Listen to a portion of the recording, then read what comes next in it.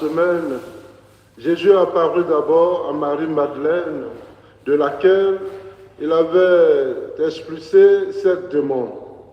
Celle-ci partit annoncer la nouvelle à ceux qui, ayant vécu avec lui, s'affligèrent et pleuraient.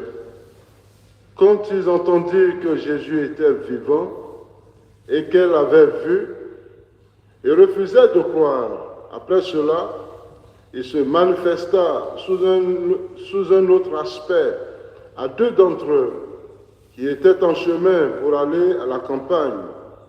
Ceux-ci revinrent l'annoncer aux autres, qui ne les crurent pas non plus.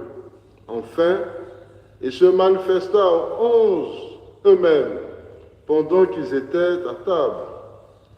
Il leur reprocha leur manque de foi et la dureté de leur cœur, parce qu'ils n'avaient pas cru ceux qui l'avaient contemplé ressuscité. Puis il leur dit, allez dans le monde entier, proclamer l'évangile à toute la création.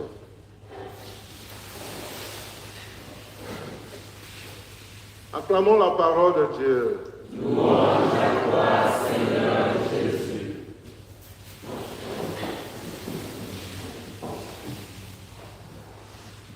Chers frères et sœurs, nous clôturons cette semaine de l'octave de Pâques, de la joie de Pâques, avec l'évangile qui nous fait la somme des apparitions de Jésus-Christ.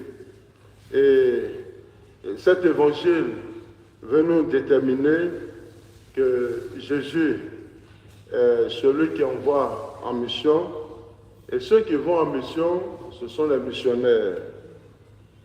Aller dans le monde entier, proclamer l'évangile à toute la création. Voilà, tout est fait. La pédagogie de Jésus est là.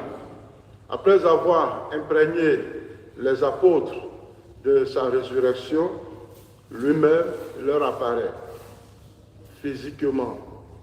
Et là, les apôtres, désormais, pourront approfondir leur foi en Jésus-Christ qui sera le sujet eux-mêmes de leur propre foi. Et c'est là que Jésus va leur faire des reproches. Beaucoup d'apparitions ont été annoncées, mais vous êtes restés dans un manque de foi. Et non seulement vous avez le cœur endurci, et maintenant, je vous envoie aller annoncer l'évangile. Jésus est l'envoyeur.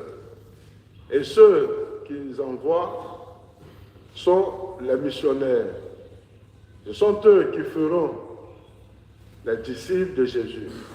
Celui qui écoute la parole du Seigneur et qui se laisse baptiser, il devient disciple du Christ.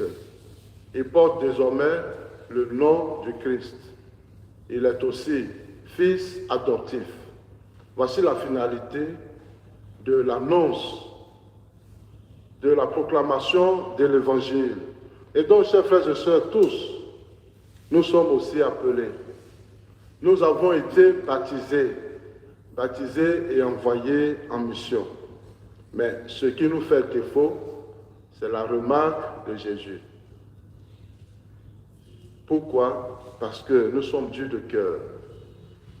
Et nous n'avons pas encore la maturité de notre foi. Beaucoup sont chrétiens et ils pensent que c'est un privilège. Et pour cela, ils ne font que la pagaille dans leur communauté. Ils vont être responsables de groupe, mais eux-mêmes, ils n'ont même pas la capacité de croire en celui qui veut servir.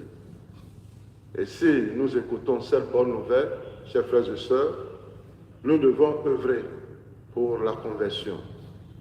Travailler pour l'avènement du Christ, c'est une joie, c'est un bonheur. Mais que nous-mêmes, notre vie soit empreinte de ce que nous annonçons. Mais non pas annoncer et demain ou le soir devenir des gros sorciers.